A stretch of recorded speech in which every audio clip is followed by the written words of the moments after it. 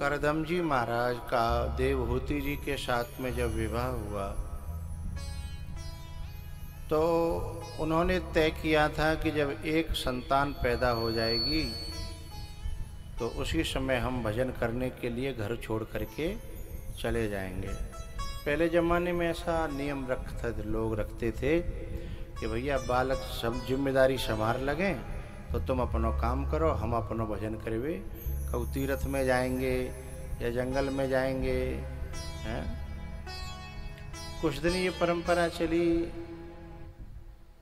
कुछ दिन जो है ना परंपरा चली कि घर के बड़े बूढ़े जैसे ही बालक लायक हो जाते तो दूसरे जहाँ अपने नहरे पे बाड़े में जहाँ अपने भैंस पोए बनते हैं ना, फिर वहाँ बड़े बूढ़े अपना रहने लगे कि तुम भैया हम न आँख इनते देखेंगे और न हमें कोई परेशानी। जैसे मान के चलो कहू बहू ने और अपना छोरा कूट दो धर के तो वो माता जी से दादी से सहन नहीं होता है। बुझो कहते हैं कि खबरदार तेन लालाते हाथ लगाए तो है लाट साहब होगी अपने घर की होगी है। तो लेकिन बहू अपने रौब में होती है, उस समय जवानी का थोड़ा सा जोश होता है तो वो सास को कम गिनती है तो फिर सास का मन खट्टा हो जाता है। तो फिर वो लोग क्या करते हैं कि भैया न देखेंगे आँखिनते और न कछु कहना सुनना पड़ेगा, इसलिए हम तो अपने या तो खेत पे या बिजली पे या जहाँ पोए अपने बंधते हैं वहाँ हम रहेंगे, अपन करेंगे और खाएंगे। ऐसा नियम चला। लेकिन अब तो नियम ये है गो भैया कि चाहे 4 बालक है जाएँ, चाहे खूब जवान है जाएँ, चाहे बिन के बेटन के ब्याह है जाएँ, पर अब भजन में मन जाता ही नहीं है। अब तो जितनो जितनो बूढ़ो हो तो आदमी तृष्णा उतनी जवान होती चली जाती है। बालक ने चिंता ना है पर बूढ़े बहुत चिंता है, बालक ने इतनी चिंता ना है लेकिन बूढ़े है बहुत चिंता है। एक जो है ना पिछोर के सेठ जी थे, बनिया थे और वो उनके जो है अंतिम समय आ गया। बात कह रहा हूं कि चिंता कितनी ज्यादा होती है बड़े बूढ़ों को। तो वो जो है सबको बोले कि भैया मेरे सब लोगों को बुला लो, एक बार मैं देख लूं, छोरियों को बुला लो, छोराओं को बुला लो, मेरी नाती सब मेरे पास खड़े है जाओ। इतनों कह के बिन को बोल है वो बंद। अब भी जोर लगा में बोले हुए की कोशिश करें। अब छोरा बोले कि ऐसा लगता है कि हमारे पिताजी बड़े लोभी लालची थे, कहूँ धनु गाड़ के तो ना मर रहे, भाई बतावे की कोशिश कर रहे हों तो शायद जोर लगा रहे हैं। यदि गाड़े के मर गए तो बहुत बड़ा नुकसान है जागो। तो सभी बालकन ने सलाह बनाई कि डॉक्टर साहब से ये कहो कि एक इंजेक्शन ऐसा लगा दो चाहे कितने को लगे, कि एक बेर ये बोल जाए फिर भले ही मर जाए, कोई दिक्कत नहीं, कम से कम माले तो बता जाएंगे। तो डॉक्टर साहब आए, सुबह जमाने की बात रहे, उन्होंने कहा 100 रुपया लेंगे, 100 रुपया। जिस समय 15 रुपये का 1 किलो घी आता था। तो 100 रुपया कितने है गए? बोले साहब 100 ही रुपये देंगे,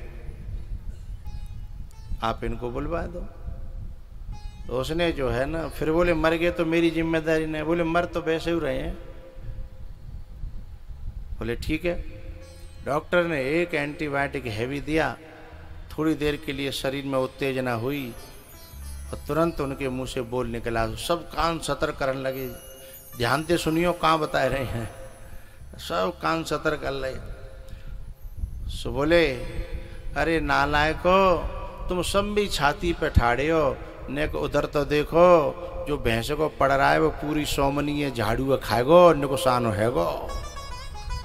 ये मरवे को धरे हैं, तिन्ने इतनी चिंता है? तो ये कलयुग की बात है, नहीं तो पहले जमाने में अलग बात थी है। पहले जमाने में तो जैसे ही चौथे पन जाइए नृप कानन और संत कहें असनीत दशानन।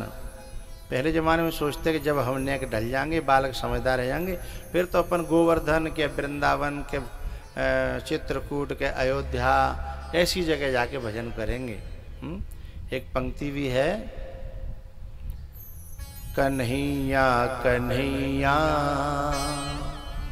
पुकारा करेंगे, कन्हैया कन्हैया पुकारा करेंगे, कन्हैया कन्हैया पुकारा करेंगे।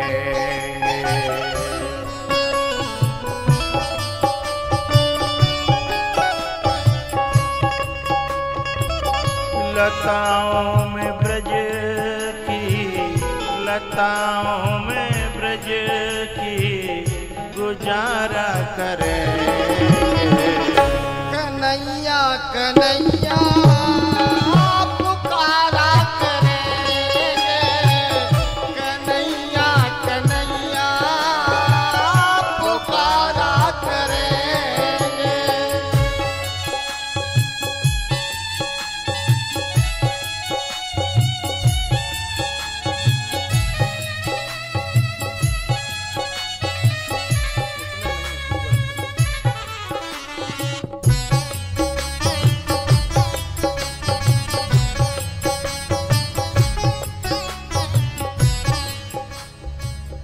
कहीं तो मिलेंगे, कहीं तो मिलेंगे, कहीं तो मिलेंगे वो बांके बिहारी,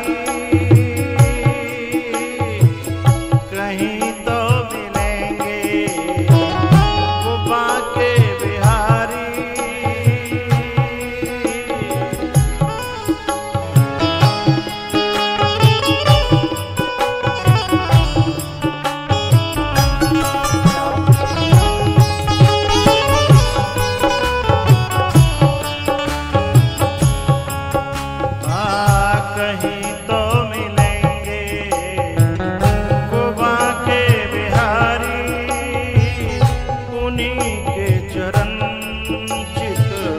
लगाया करेंगे, कन्हैया कन्हैया पुकारा करेंगे, कन्हैया कन्हैया पुकारा करेंगे।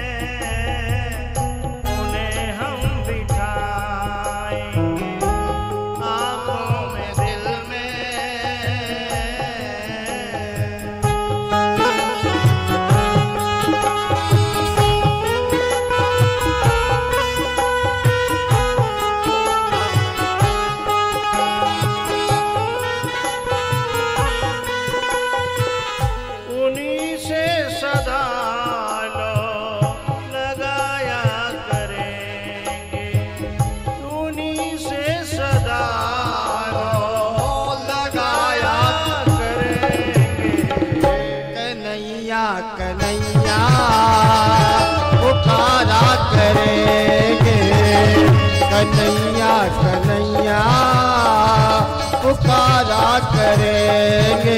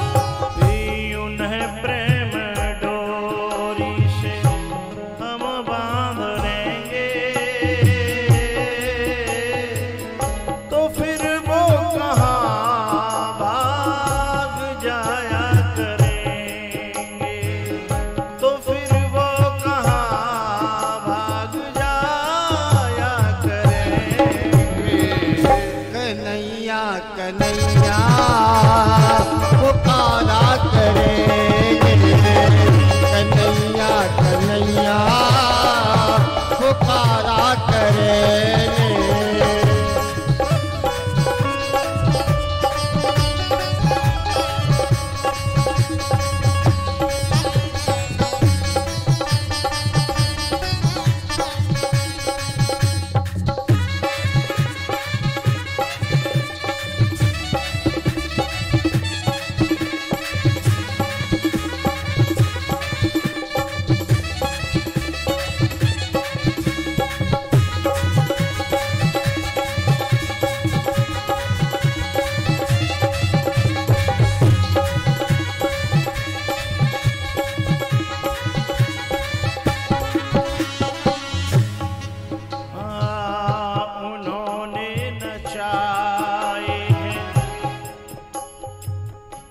ब्रह्मांड सारे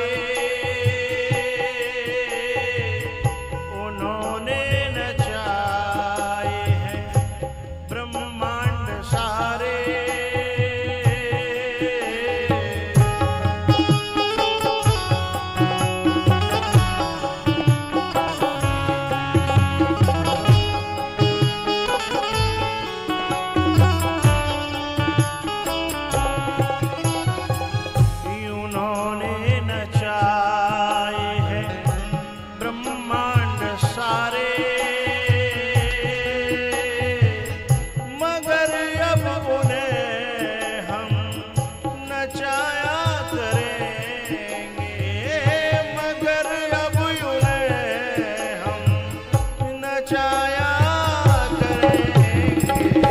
कन्हैया कन्हैया पुकारा करेंगे। कन्हैया कन्हैया पुकारा करेंगे।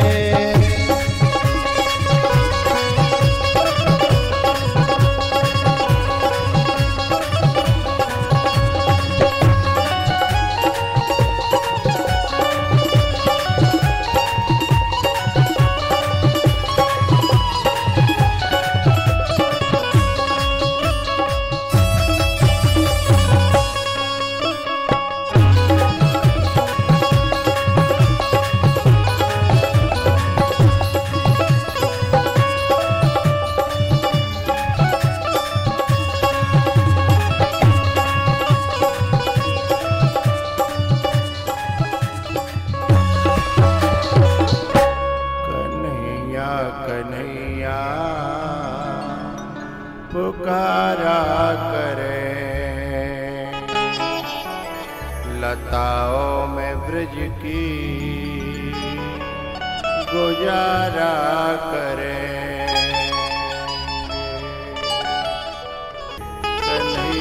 कन्हैया कन्हैया पुकारा करें।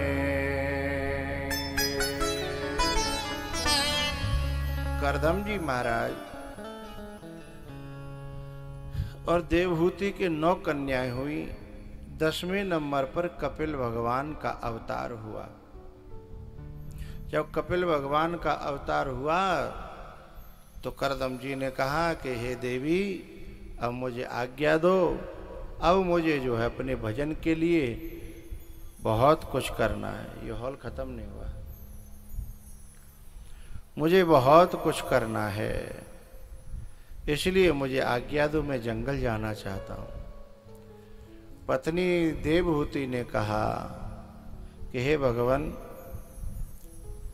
मैं इस मनुष्य शरीर को पाकर के इस संसार में ही बंधी रह गई। अरे मैंने अपने जीवन के लिए कुछ नहीं कर पाया, और आप जैसे महापुरुष के नीचे रह करके भी मैं खाली रह गई। नेह यत कर्म धर्माय न विरागाय कल्पते। न तो मैंने शरीर से धर्म कमा पाया, न वैराग्य कमा पाया, न तीर्थ पद सेवाई, न परमात्मा की या महात्मा की सेवाएं कर पाई। जीवन नपी मृतो ही सब। मैं तो जीते जी मुर्दे के समान बनी रही। हे भगवान, आप मुझे छोड़ के जाओगे तो मेरा कल्याण कैसे होगा? तब करदम जी कहते हैं कि तुम्हारा बेटा है ना, वो साक्षात परमात्मा का अवतार है। यदि मैं चले जाऊं तो इनकी शरण में इन्हें गुरु बना करके इनसे कल्याण का मार्ग पूछना, तो तुम्हारा कल्याण अपने आप हो जाएगा। बोले ठीक है। तब करदम जी महाराज वहां से निकले हैं और कपिल भगवान थोड़े से बड़े हुए तो माँ ने अपने ही बेटे को गुरु बनाया। ये भारत की बड़ी विचित्र संस्कृति है कि अपने ही जन्म दिए हुए, पाले हुए, बड़े किए हुए उस शरीर के, उस हाड़ मांस के पुतले को यहाँ की माताएं अपना गुरु बनाने की क्षमता रखती हैं। ये भारत में ही संभव है, क्योंकि यहाँ ज्ञान का सम्मान है। ताली बजाया करो तो फिर जोर से बजाया करो। हमें लगे कि तुम्हें समझ में आ रही है, नहीं हमें तो जो लगाते हैं कि वो को माटी के से धोंदा बैठे हैं। भाई जब तक तुम्हारे वहाँ में हलचली नहीं होगी तो समझ में थोड़ी आवेगी। अरे कछु नहीं करो तो यहाँ खोपड़ी हिला दो करो कि हाँ बात समझ में आ रही है ना, तो मतलब टेसू से बैठे रहते हैं।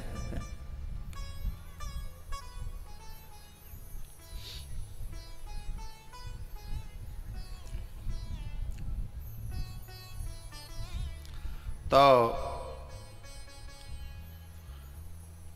करदम जी महाराज जब चले गए तो कपिल भगवान को गुरु बनाया। तो कपिल भगवान ने अपनी माँ को उपदेश देने के लिए एक आसन ग्रहण किया और कहा कि बेटा, यद्यपि तुम मेरे बेटे हो लेकिन साक्षात भगवान का अवतार हो। मेरे कल्याण का कोई उपाय बताओ। मेरा कल्याण कैसे होगा, वो उपाय हमें बताइए। तो भगवान कपिल देव ने कहा कि हे माँ, तुम्हारे कल्याण के लिए सबसे पहले आसक्ति का नष्ट होना जरूरी है, क्योंकि संसार में जब तक हमारी आसक्ति है, देह में हमारी आसक्ति है, भोगों में हमारी आसक्ति है, तब तक परमात्मा अच्छा लगने वाला नहीं है, तब तक हमें मुक्ति अच्छी लगने वाली नहीं है। तो इन संसार के लोगों में जब आसक्ति हटेगी तब जाकर के परमार्थ के मार्ग में प्रवेश होगा। तो बोले आसक्ति कैसे मिटे, इसका कोई उपाय जो है आप हमें बताइए। तो सताम संगो ही भेषजम, जो महापुरुष हैं, संत भगवान हैं, जो इस धरती पर भगवान संत ही भगवान ही संतों के वेश में इस धरती पर विचरण करते हैं। यदि उस अनासक्त महापुरुषों से यदि हमारी प्रीति हो जाए तो वो हमें अपने जैसा बना लेंगे। भाई शराबी के संग ज्यादा दिन बैठे हो तो क्या बना ले वो तुम्हें, बना ले। ऐसे ही अनासक्त महापुरुष के साथ बैठोगे तो अनासक्त बना देगा वो, है ना। तो सताम संगो ही भेषजम।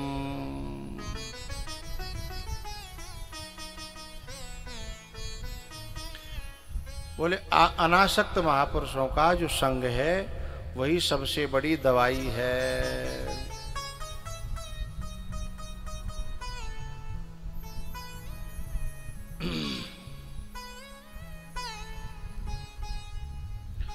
तो बोले बेटा वो जो संत होते हैं वो संत कैसे होते हैं मैं तो जानती नहीं हूँ, मुझे बताओ जिससे कि मैं उन्हें पहचान पाऊँ, उनके दर्शन कर पाऊँ, उनका साथ कर पाऊँ। तब फिर कपिल भगवान ने माँ देवहूति को संतों के लक्षण बताए हैं। तितीक्षवः कारुणिकः सुहृदः सर्वदेहिनां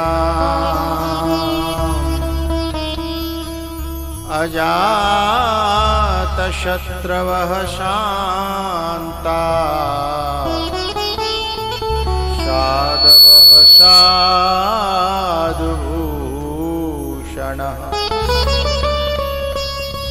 साधवः साधुभूषणः।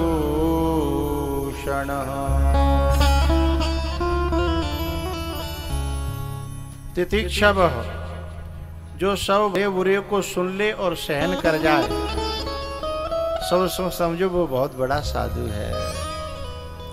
और जाके नेक सुनते के आग लग जाए तो समझ लो वो साधुता के अभी नजदीक। गोस्वामी जी कहते हैं बूंद अघात सहे गिरि कैसे,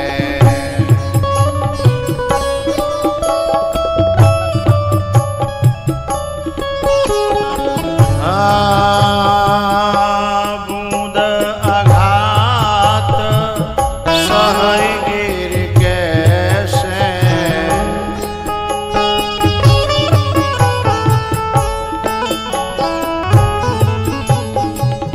खल के वचन संत सहज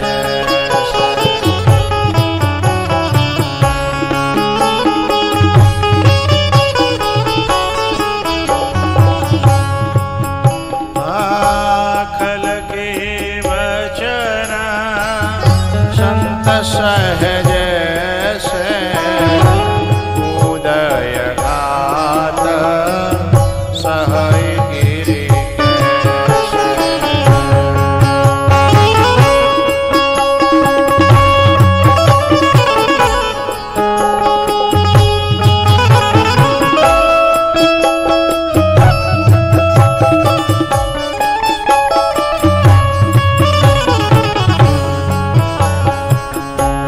जागत सोवत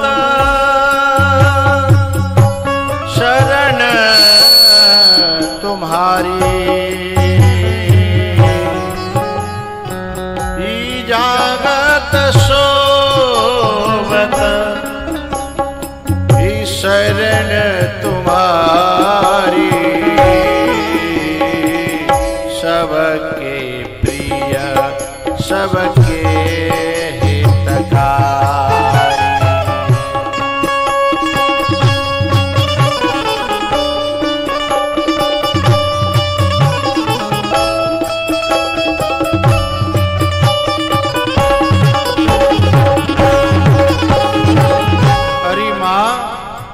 साधुओं के लक्षण हैं ये, जिनमें साधु कोई वेश से नहीं होता, साधु कोई रूप से नहीं होता, तो बोले साधु स्वभाव से होता है। साधु के काकर में कर नित करहि राम पद पूजा।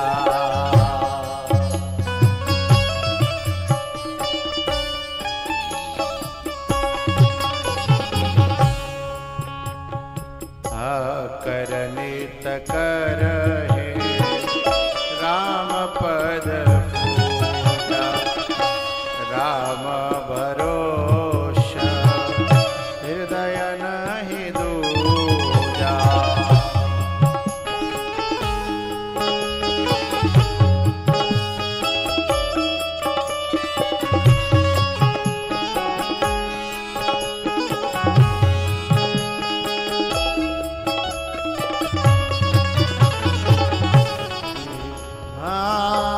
शरण राम तीरथ चल जाहि, शरण राम तीरथ चल जाहि, राम बसहु दिन के मन माहि।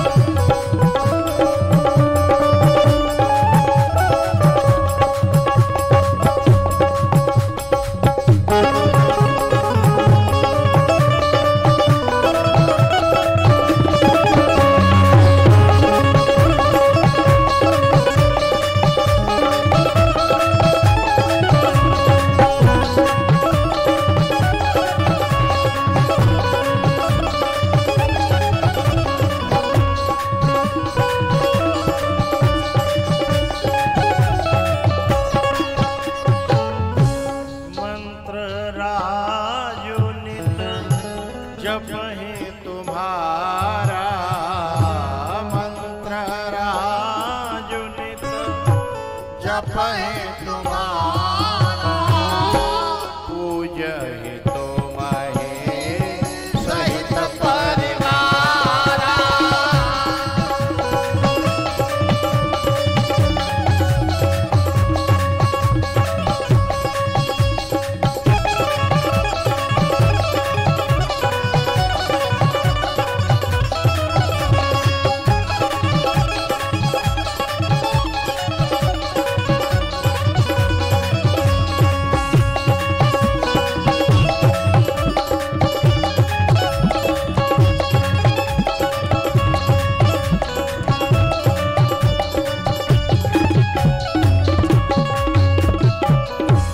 जिनके कपट दंभ नहीं माया, जिनके कपट दंभ नहीं माया, तिनके हृदय बस रघुराया।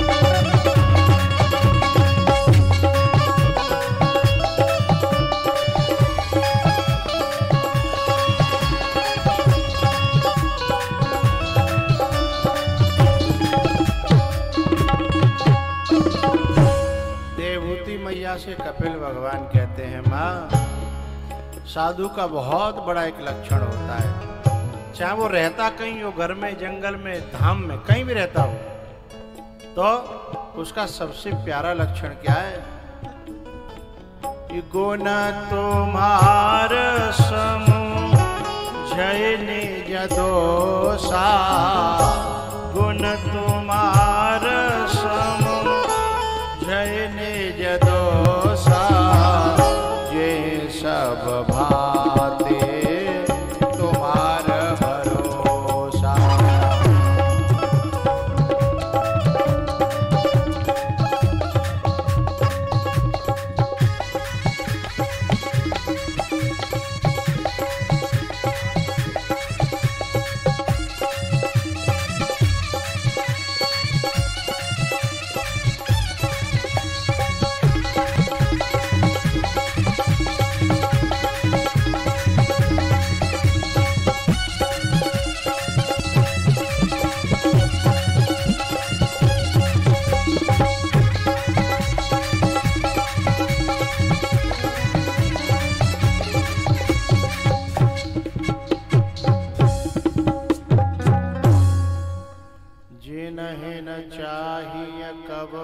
कछु तुम सन सहज स्नेह।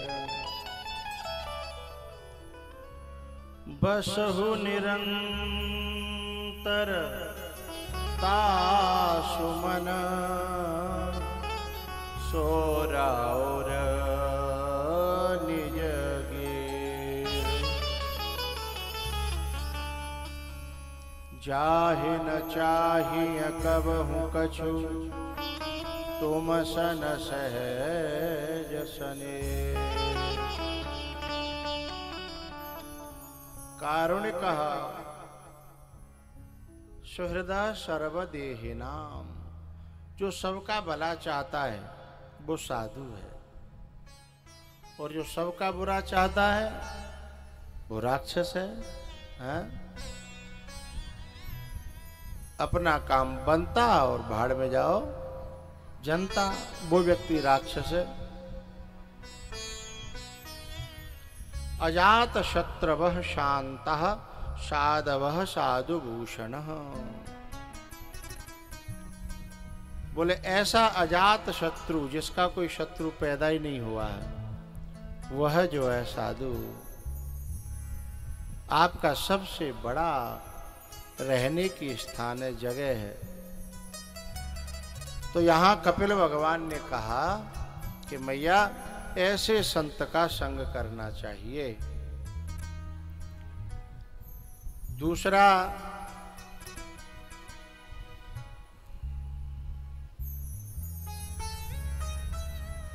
भगवान ने कपिल ने कहा कि माँ मेरी जो सबसे बड़ी भक्ति है वो कथा का श्रवण है।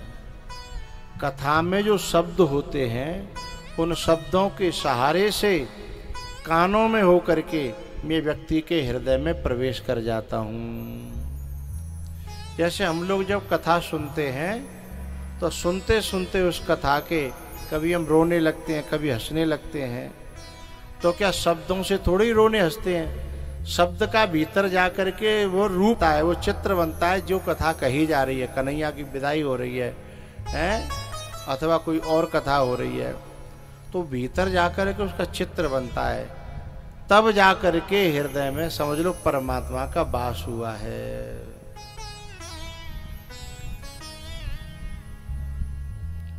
भगवान कहते हैं एक और बात कि माँ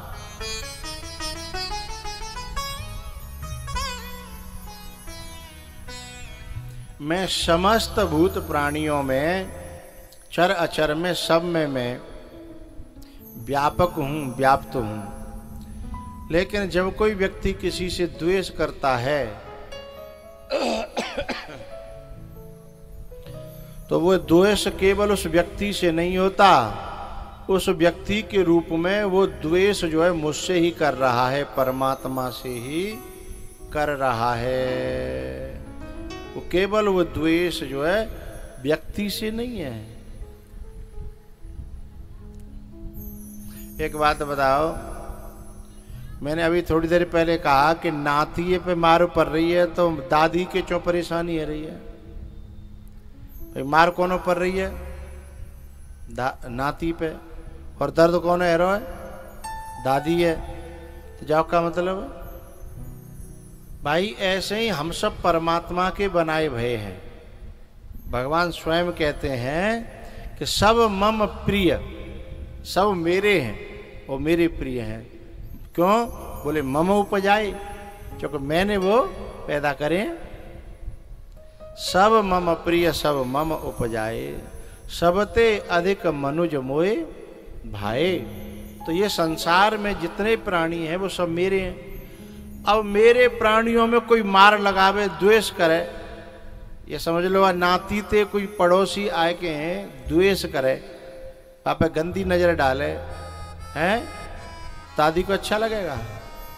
तो ऐसे ही भगवान कहते हैं कि कोई मेरे बनाए हुए इंसान पर यदि गलत दृष्टि डालेगा, उससे द्वेष करेगा, तो एक तरह से जैसे बात दादी को बुरा लगता है, ऐसे भगवान कहते हैं मुझे भी बुरा लगता है।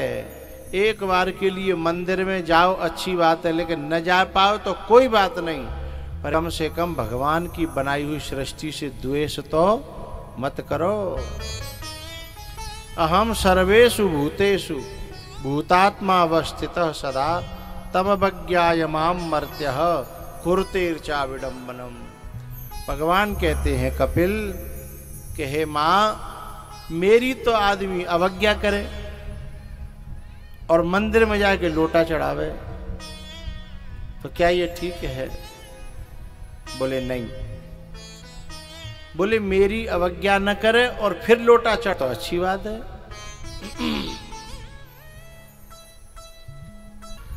अपनी माँ देवभूति को उपदेश किया और मैया जो है ना, वह भगवान का साक्षात्कार करके स्वरूप का बोध हुआ और वहीं विलीन हो गई। चिदानंद रूप शिवोहम शिवोहम।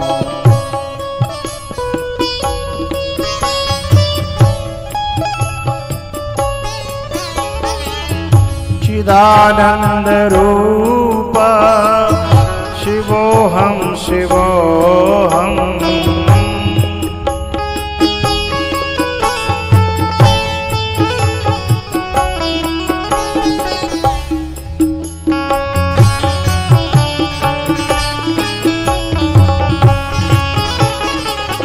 चिदानंद रूप शिवोहम शिवोहम।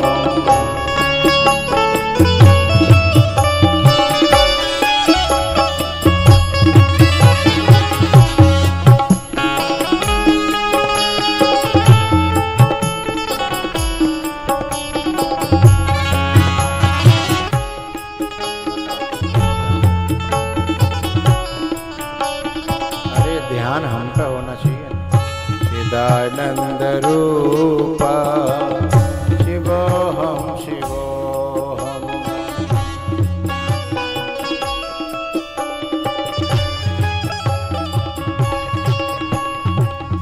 मनोबुद्धि अहंकार चित्तानि नाहम्।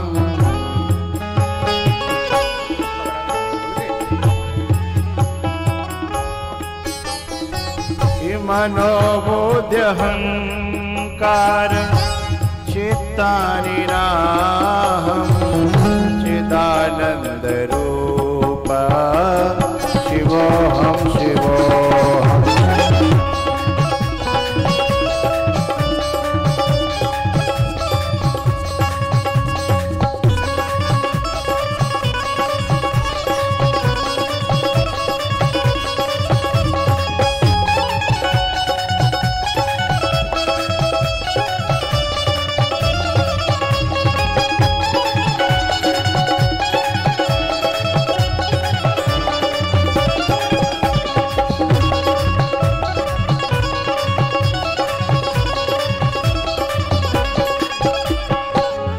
चिदानंद रूप शिवोहम शिवोहम। चिदानंद रूप शिवोहम शिवोहम।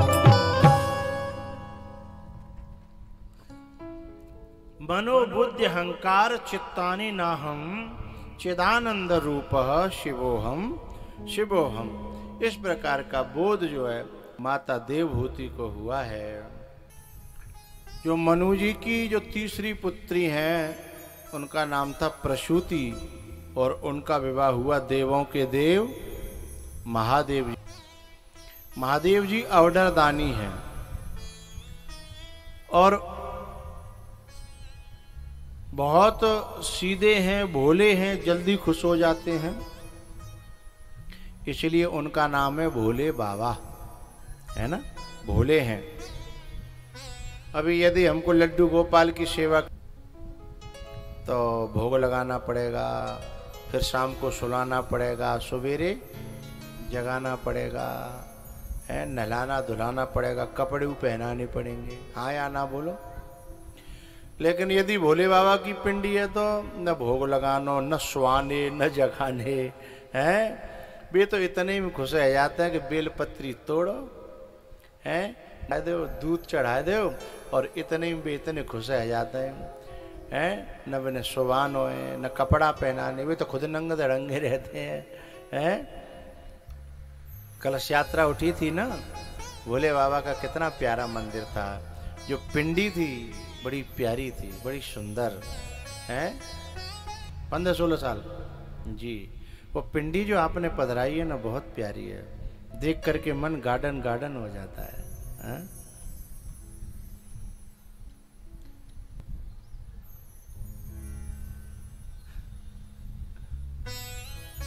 देखो ये है,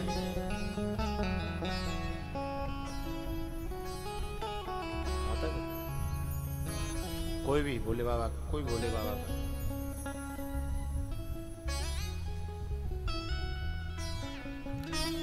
थोड़ी देर हम कथा कहते हैं, तब तक कोई याद कर, ठीक है।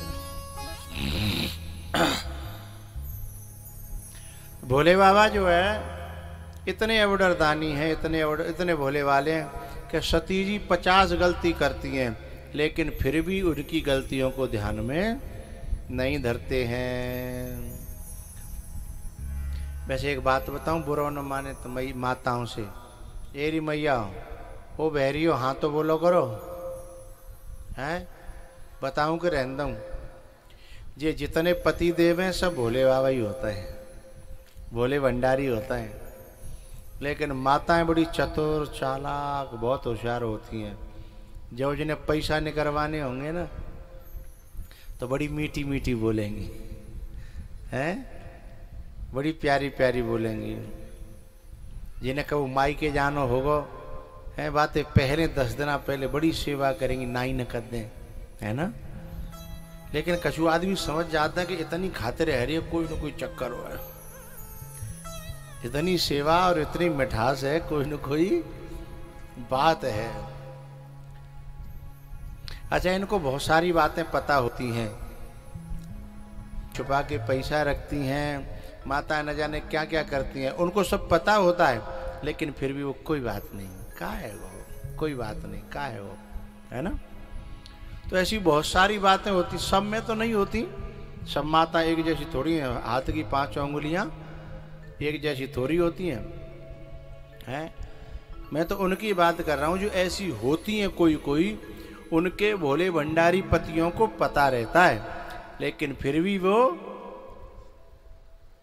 जा कांते सुनी निकाल दे, आंखों से देखी भुला दिया है, ऐसा करते हैं लोग, इसीलिए भोले बाबा हैं वो, हैं। लेकिन सती जो है फिर भी चैन ना लगन दे, तो वो बेचारा इग्नोर करता जा रहा है, कोई बात नहीं कोई, लेकिन बाग वो खुश ही ना है। तो सती जो थी ना, खुश नहीं है पाई। हुआ क्या, जब सती जी भोले बाबा की बात नहीं सुनती हैं, तो भोले बाबा उनको एक दिन कथा में ले जाते हैं।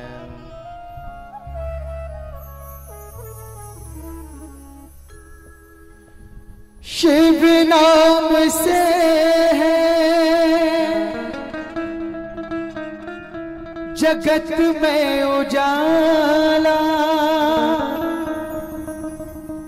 हरि भक्तों के है मन में शिवाला। हे शंभु बाबा मेरे तीनों लोक में तू ही तू, श्रद्धा सुमन मेरा मन बेलपत्री, श्रद्धा सुमन मेरा मन बेलपत्री, जीवन भी अर्पण कर दूं। हे शंभु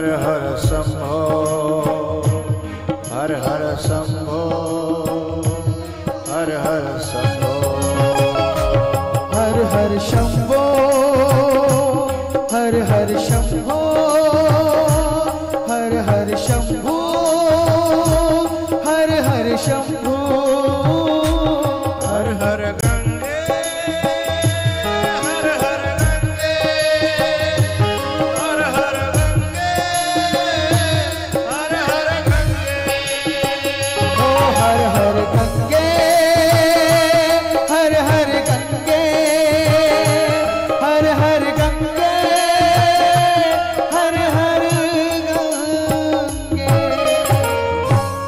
हे शंभो बाबा मेरे तीनों लोक में बस तू ही तू, श्रद्धा सुमन मेरा मन बेलपरी, जीवन भी अर्पण कर तू। हे शंभो बाबा मेरे भोलेनाथ तीनों लोक में तू ही तू। ऐसे भोले बाबा को, ऐसे महादेव को, देव नहीं है, देवों के देव महादेव को, और सती जो है अपनी दो कौड़ी की बुद्धि से बार बार इस प्रकार का टॉर्चर करती है, इस प्रकार की बात करती है जिसमें भोले बाबा का अपमान हो जाए। एक दिन उन्होंने सोचा कि चलो जाए, जा की समझ में मेरी बात तो नहीं आती, पर चलो कहूँ संत की बात समझ में आ जाए तो जाए कथा सुना लाऊं।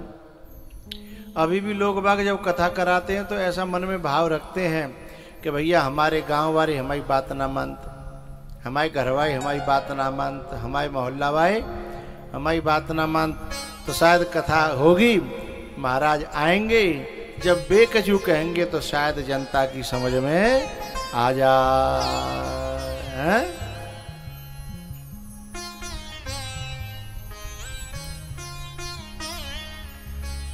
कथा सुनाने के लिए अगस्त जी के यहाँ ले गए, और वहां कथा में सती जी बैठी तो थी। देखो भैया, कथा में बैठना अलग बात है और कथा को सुनना, श्रवण करना अलग बात है? अब जो हमारे साउंड पे बैठे का है तो कथा ही में जे, लेकिन कथा कहाँ चल रही है, कहाँ है रो जाए, एक शब्द की पूछ लो तुम, कछु पता नहीं है। चुकबाए पे बटन अंत लेनो धनो है, चुकबाए पे बटन अंत लेनो धनो है। तो कथा में बैठना है, बता दे वो, अरे तो होशियार हो है, जो घर में बता दूंगा। तो जो और बड़ी बात है कि अपनी बटन भी देख रहा है और कथा भी श्रवण कर रहा है। लेकिन सब लोग कथा नहीं सुनते, सुनने वाला तो कोई कोई होता है जिसके भीतर कथा उतरती चली जाती है। एक एक शब्द, काक चेष्टा को ध्यानम श्वान निद्रा तथैव च। तो रोटी को नीचे गिरने देगा, उड़ के वहीं से हिंदुस्तान के खिलाड़ी के हाथ से कैच छूट सकता है, लेकिन कौवा की चोंच से रोटी नहीं छूट सकती है?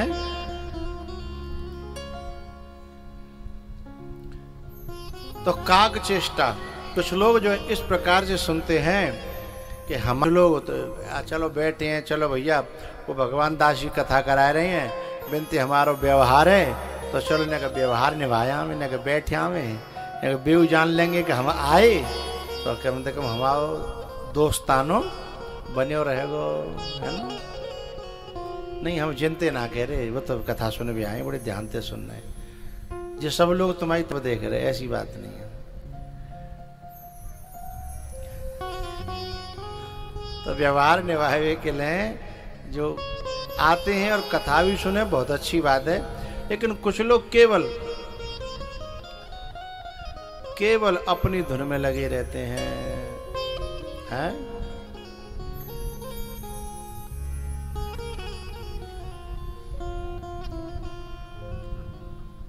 नहीं।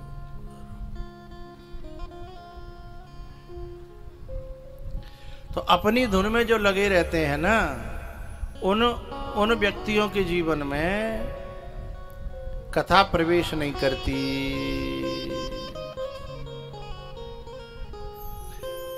अब जैसे आप लोग बैठे हैं, आप में 95% लोग कथा सुन रहे हैं, ध्यान से सुन रहे हैं, है ना?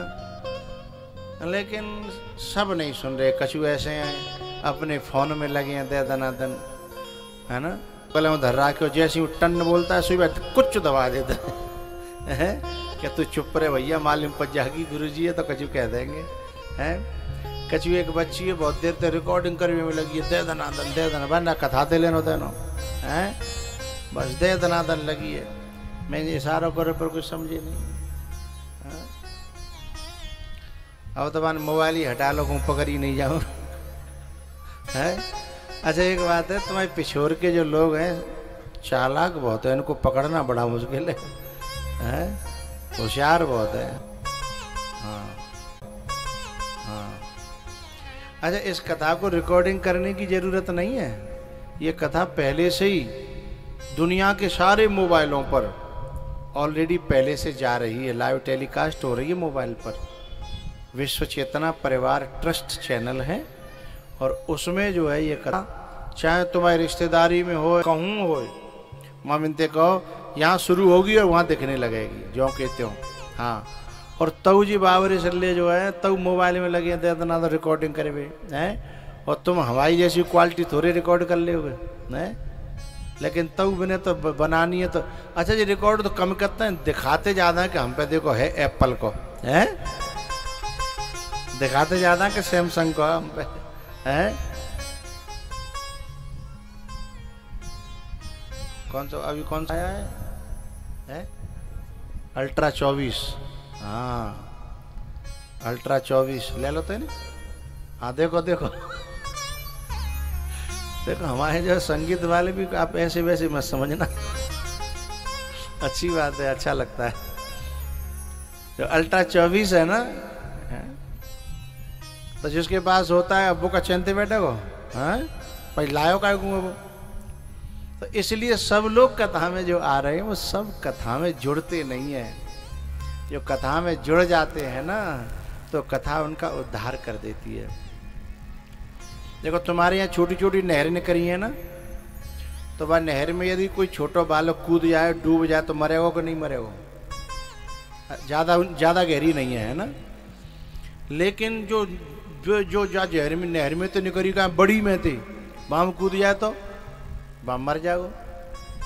तो जो व्यक्ति पानी में डूबेगा वो मर जाएगा।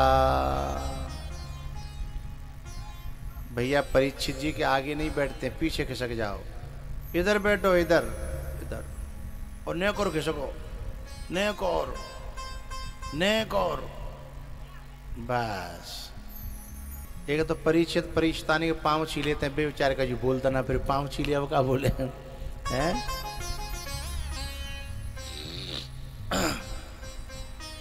कुआं में, लेकिन एक ऐसी जगह है जहां न डूबा तो मर जाएगा। उस जगह का नाम जानते हो? वो है अछरौनी में भागवत की कथा का पांडाल, जहां में कथा में नहीं डूबे तो मर जाएंगे। इसलिए यहां डूबना जरूरी है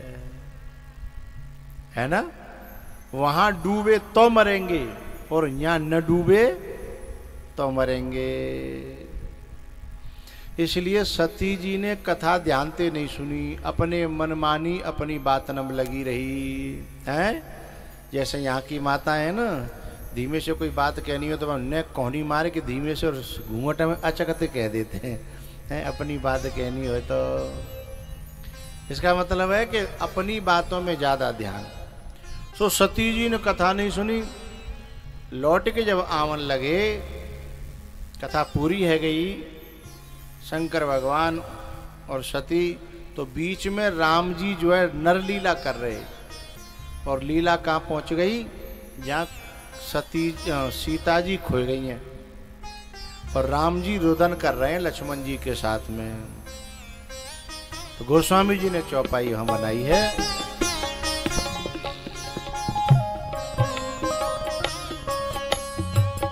हे खग मृग हे मधुकर श्रेणी,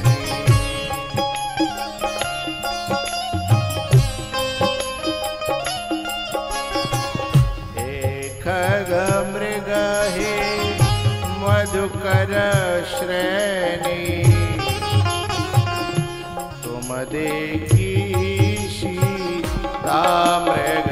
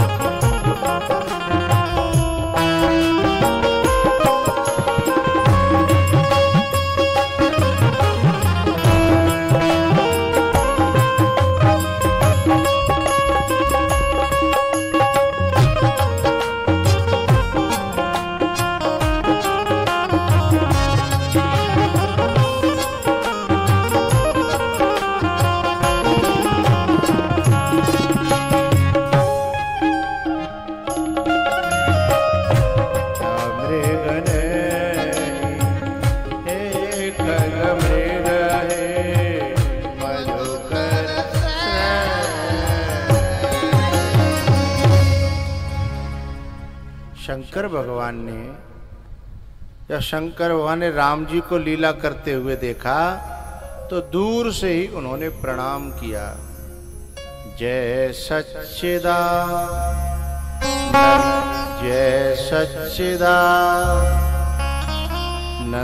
जग पावन, अस कहि चले मनोजन सावन, अस कहि चले मनोजन सावन। जय सच्चिदानंद जग पावन। दूर से ही माथा झुका करके जब प्रणाम किया तो सती जी को तो श्रद्धा थी नहीं राम जी में। बोली तुम तो भोले भंडारी हो, बावरे की बावरी रहे, काहे के सच्चिदानंद है जे। अरे सत चित आनंद, आनंद है तो रो क्यों रहा है। और चित है जैसे पार सारे तीनों कालों का ज्ञान है तो अपनी पत्नी की खोज क्यों कर रहा है। चित माने ज्ञान होता है। शंकर भगवान ने कहा ये लीला कर रहे हैं देवी, ये जानते सब हैं लेकिन लीला कर रहे हैं। बोले नहीं नहीं मेरी समझ में नहीं आता। बहुत समझाई शंकर भगवान ने लेकिन बाकी समझ में एक बात नहीं आई।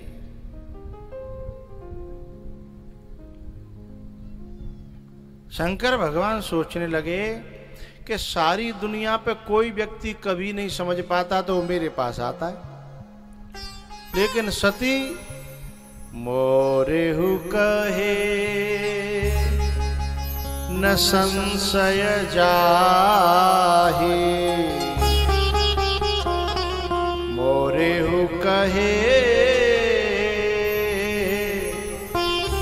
न संशय जाए,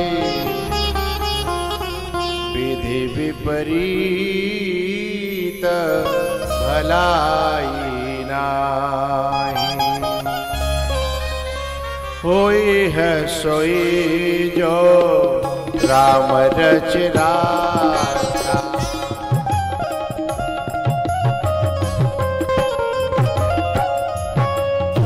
होई है सोई जो राम रच राखा,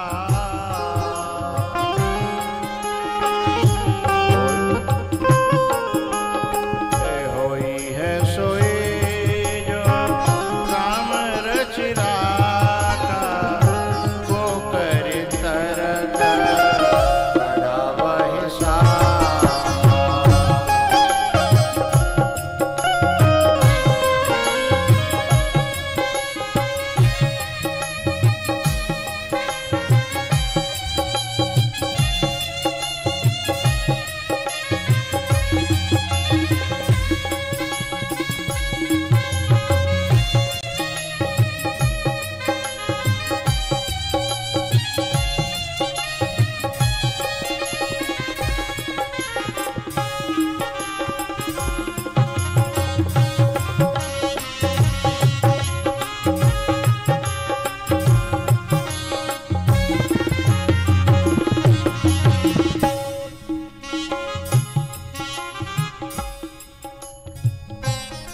शंकर भगवान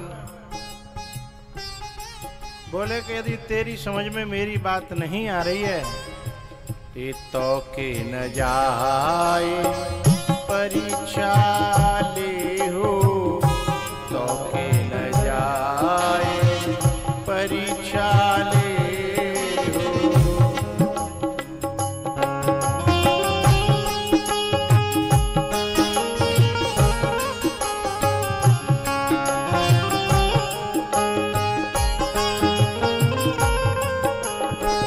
अरे जब मेरी बात तुम्हारी समझ में नहीं आ रही तो जाकर के स्वयं परीक्षा ले लो, स्वयं जानकारी ले लो, फिर तो समझ में आ जाएगी।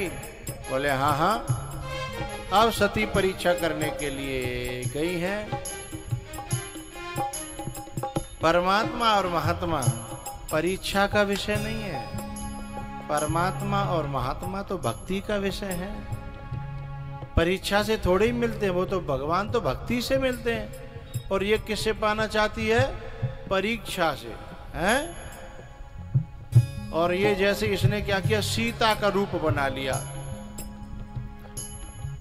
तुरंत राम जी से पहले लक्ष्मण जी ने पहचान लिया। लक्ष्मण दीघा कृत बेशा, लक्ष्मण दीघा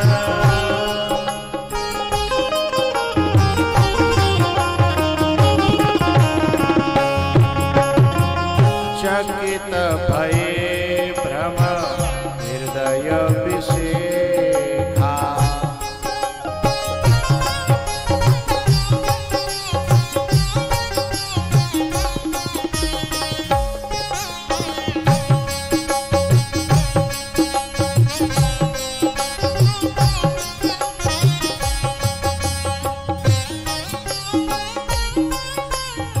तुलसी बाबा एक बात कहते हैं, ओ भैया देखो देखो कैसे अचंभे की बात है। जिन राम का सुमिरन करने से अज्ञान मिट जाता है, अंधकार मिट जाता है, ये सती उसी भगवान को धोखे में डालना चाहती है सीता का रूप बना करके। बात समझ में आ रही है? सुमिरत जाहे मिट अज्ञाना, सोई सर्वज्ञ राम भगवाना।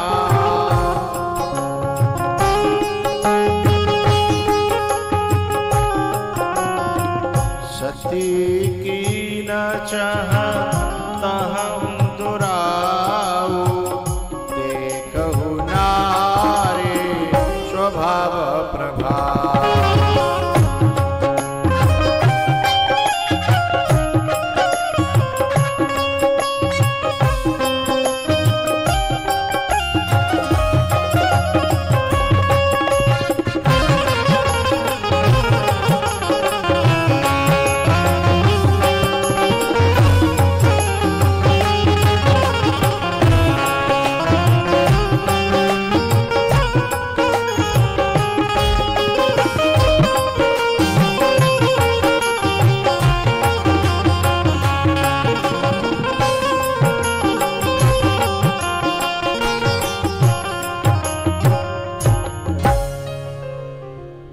सती जी सोच रही थी कि मैंने सीता का रूप बना लिया है, अब राम जी आएंगे आकर के मुझसे लिपट जाएंगे, हा सीता हा सीता हा सीता। सोई मैं भोले बाबा से कह दूंगा देखो अज्ञानी है तुम्हारो राम है। लेकिन ऐसा हुआ नहीं। राम जी आए और अपना नाम अपने पिताजी का नाम बताते हुए सती के चरणों में प्रणाम करके बोले, कहो या जंगल में अकेली कैसे घूम रही हो, क्या बात है। उनको कहवे को मतलब हो कि जंगल में या तो शूर्पणखा अकेली घूमती है, अच्छी नारियां कभी अकेली नहीं घूमती हैं, तो क्या बात है जंगल में। कहे बहोरे कहाँ वृष के तू, विपिन अकेले फिरहु के हेतु, विपिन अकेले फिरहु के हेतु। बोले विपिन में यानी कि जंगल में तुम अकेली क्यों घूम रही हो, क्या बात है। अब तो घबरा गई वो कि मैं शंकर कर कहा न माना और निज अज्ञान राम पर आना। मैंने अपने अज्ञान को राम पर डाल दिया और मैंने भोले बाबा की बात नहीं मानी। हाय राम अब मेरो का होगो। शंकर भगवान के पास लौट करके गई है फैल होकर के। शंकर भगवान ने पूछा कहा परीक्षा ले ली है।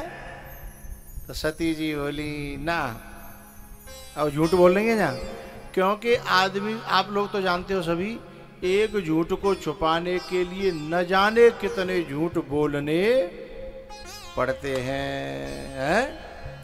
तो सती जो है वहां जाकर के भी झूठ बोलती है।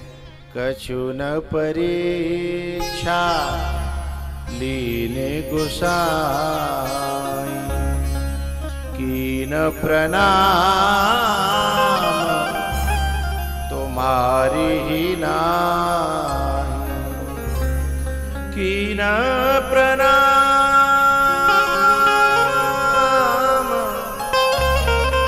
तुम्हारी ही नाई, कछु न परीक्षा लीने गुसाई, कीन प्रणाम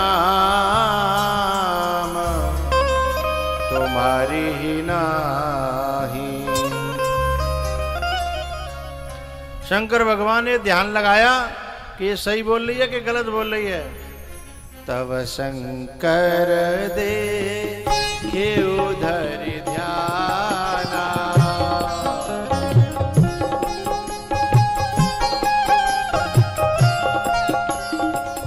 सती जो कीन चरित सब जाना।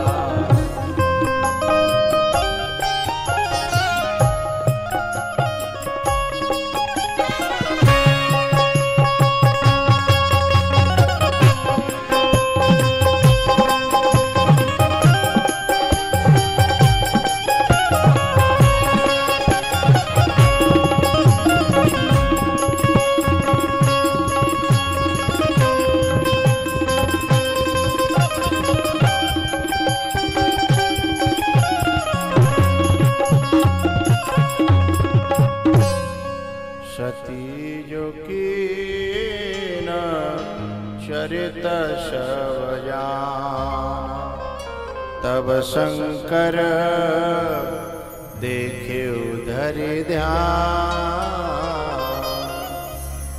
उसी समय शंकर भगवान ने सती का त्याग कर दिया कि ये बताओ मुझसे भी झूठ बोल रही है तो ये कहाँ साँच बोलेगी। देखो भैया, कहीं बाजार में अपराध है जाए तो तुम मंदिर में जाके माफी मांगते हो कि भगवान हम पे एक गिलहरी मर गई है तो हमारो मन बड़ा दुखी है, अब का करें, क्षमा कर देना। अब है गो तो धोखे थे हम आप पाम पड़ेगो ये गाड़ी को पहियो नहीं करेगो तो मंदिर में जाके क्षमा मांग लेते हैं। लेकिन मंदिर में ही जाके पाप करें तो फिर कौन पे क्षमा मांगेंगे? है जब संसार में कहीं गलती होती है तो गुरुजी के पास जाकर के क्षमा मांगते हैं। एक गुरुजी मुँह पे गलती है गई, क्षमा कर दो। लेकिन गुरुजी के संग ही कोई गलती करे तो कहाँ क्षमा मांगे वो? वो कहे कि भगवान क्षमा कर देगो ना। कबीरा हरि के रूठते गुरु के शरणे जाए, कह कबीर गुरु रूठते हरि नहीं होत सहाय।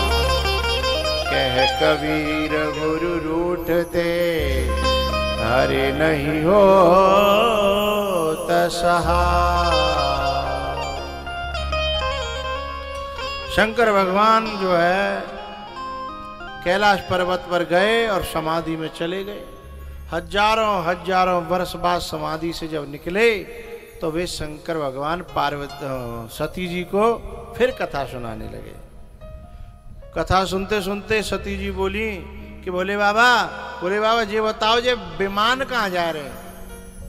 बोले बाबा बोले त्यो ध्यान कथा में तो है नहीं, तू विमान देख रही है कि कथा सुन रही है? अब ये मेरे सामने रोड है, रोड पे है कि कितनी मोटरसाइकिल कितने ट्रक और बस जा रहे हैं, लेकिन मैं क्या लेना देना?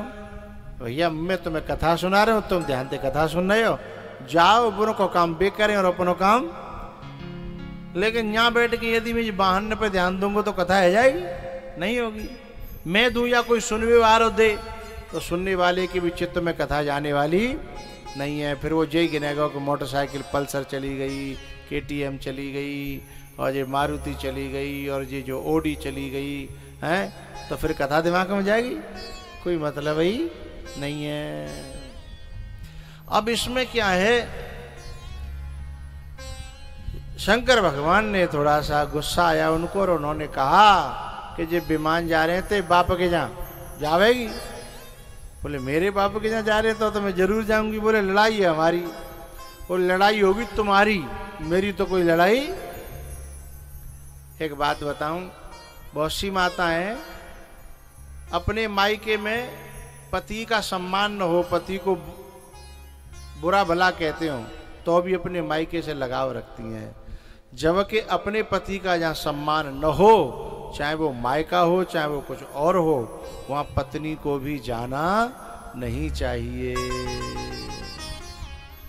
लेकिन सती नहीं मानी, सो वहाँ मजाक उड़न लगी। बाकी कहाँ अकेली आई है? कुछ बहनें मजाक उड़ाने लगी, अरे वो नंगा दड़ंगो रहता ताते नहीं लाई होगी, भंगेड़ी गजेड़ी है ना, ताते वाय लाई नहीं होगी। सादर एक मिली पुण्य माता, केवल माँ सचमुच में प्यार से मिली, बाकी सब तो ठठोली करते हुए व्यंग करते हुए मिली हैं। भगिनी मिली बहुत मुस्काता, भगिनी मिली बहुत मुस्काता। उसके बाद में सती जी का क्या हाल हुआ, अब वो कथा कहेंगे लंच के बाद।